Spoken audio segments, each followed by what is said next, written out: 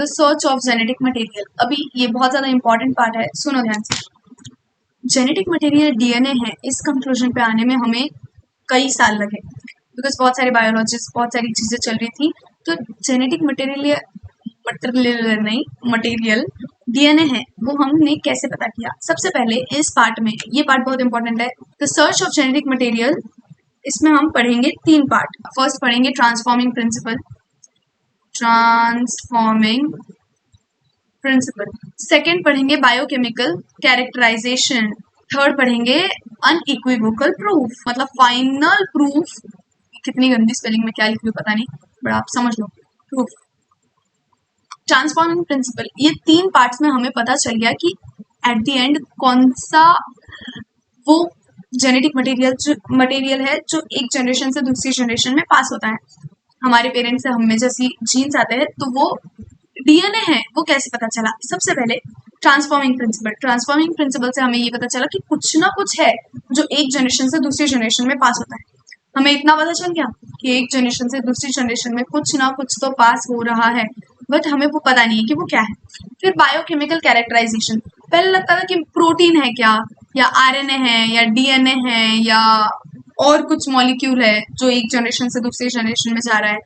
तो biochemical characterisation में ये क्लियर हो गया कि प्रोटीन तो नहीं है, प्रोटीन वो चीज नहीं है जो एक जनरेशन से दूसरी जनरेशन में जा रही है।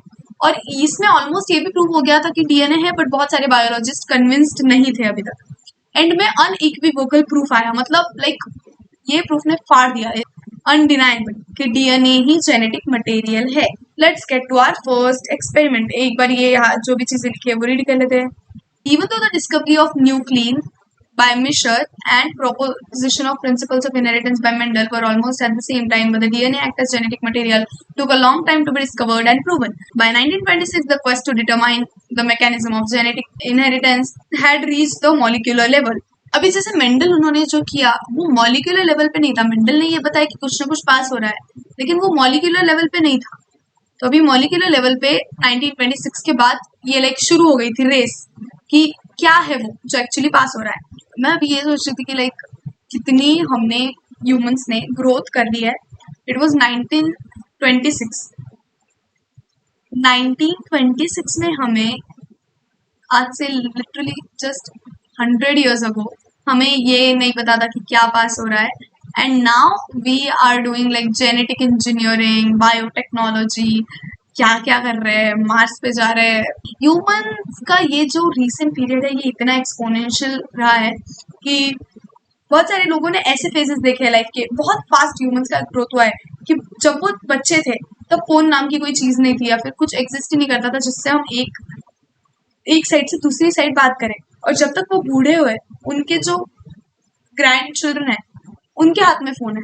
तो उन्होंने ऐसे भी टाइम देखा है कि लाइक उनकी बर्थ से लेकर उनकी डेथ तक ही कितना कुछ बदल गया है। Previous discoveries by Gregor Mendel, Walter Sutton, Thomas Hunt Morgan, ये सारी चीजें प्रिंसिपल इनहेरिटेंस की है। And numerous other scientist has narrowed the research to chromosomes located in the nucleus of most of the cell, but the question of what molecule was actually genetic material has not been answered. अभी हम वही ढूंढने निकल रहे हैं।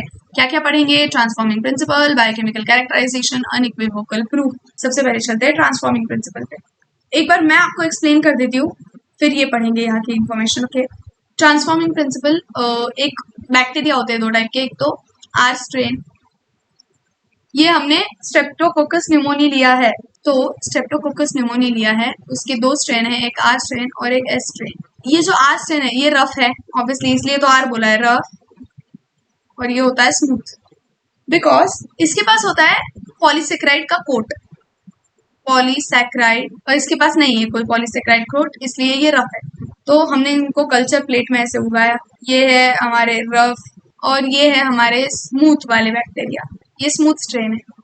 तो हमने क्या किया, इसको एक सबसे पहले चूहे में इंजेक्ट किया।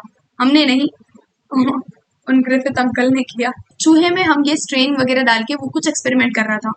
तो अगर चूहे में एस स्ट्रेन डाला है हमने एक माइस में, किससे माइस मरता है? एस स्ट्रेन, आर स्ट्रेन, माइस लिव, live, मतलब R strain से चूहा मर नहीं रहा है।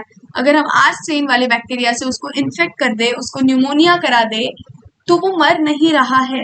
लेकिन अगर S strain से उसको न्यूमोनिया कराए तो वो मर जा रहा है। हीट करने से, अगर इस बैक्टीरिया को मैं हीट करूं, इन दोनों में से इन दोनों कल्चर प्लेट्स को ऐसे हीट कर दूं, तो ये मर जाते हैं।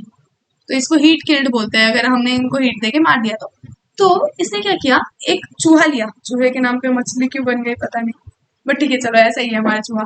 तो इस चूहे में हमने डाला heat killed S bacteria plus R bacteria. अभी हीट किल्ड एस, वो तो एस स्ट्रेन हमने डाला, लेकिन एस स्ट्रेन मरा हुआ है, तो वो माइस को ऑब्वियसली अफेक्ट नहीं करेगा।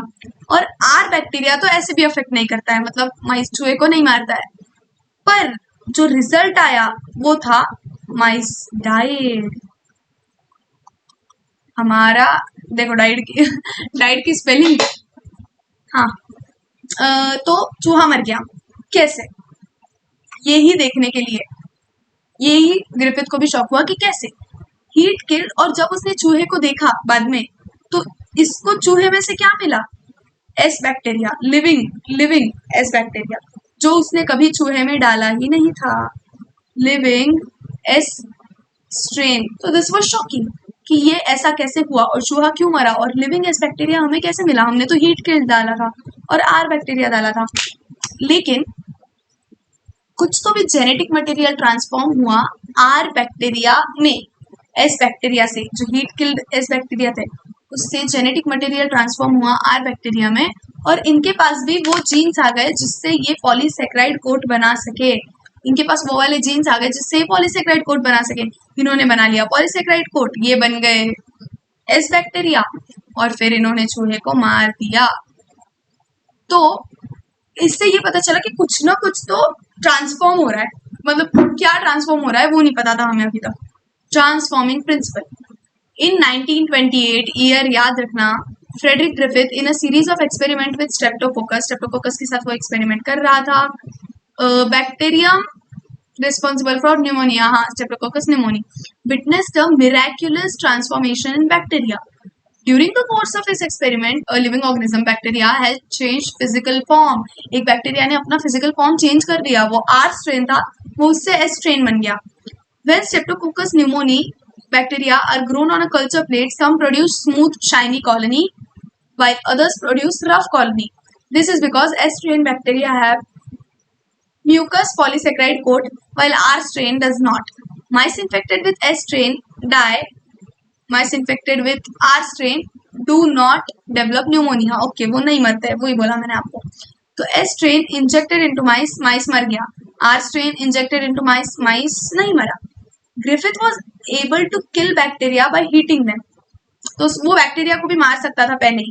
He observed that heat-killed S-strain bacteria injected into mice did not kill him. देखो उसने क्या किया, मैंने वही बताया आपको, S-strain heat-killed injected into mice, mice live. माइस यहाँ पे नहीं मरा क्योंकि उसने सिर्फ S-strain डाला मार के। तो अभी S-strain तो मरा हुआ बैक्टीरिया है ना, तो वो क्या ही अफेक्ट करेगा। बाद में उसने क्या किया, S-strain heat-killed और R-strain जिंदा, इन दोनों का कॉम्बिनेशन मिला के माइस में इंजेक्ट कर दिया और चूहा मर गया। एंड दिस वाज शॉकिंग क्योंकि आर स्ट्रेन तो मारता नहीं है, वही मैंने आपको जैसे बताया, और एस स्ट्रेन तो मरा हुआ है खुद ही। When he injected mixture of heat killed S and live R bacteria, the mice died. Moreover, he recovered living S bacteria. मैंने जैसे बोला कि उससे उसको living S bacteria मिला जो उसने कभी डाला ही नहीं था। He concluded that R strain bacteria somehow been transformed by heat-killed S-strain bacteria. Some transforming principle transformed from heat-killed S-strain had enabled R strain to synthesize smooth polysaccharide coat. This must be due to transfer of genetic material. However, the biochemical nature of genetic material was not defined from his experiment. समझ गया आपको transforming principle? Thank you.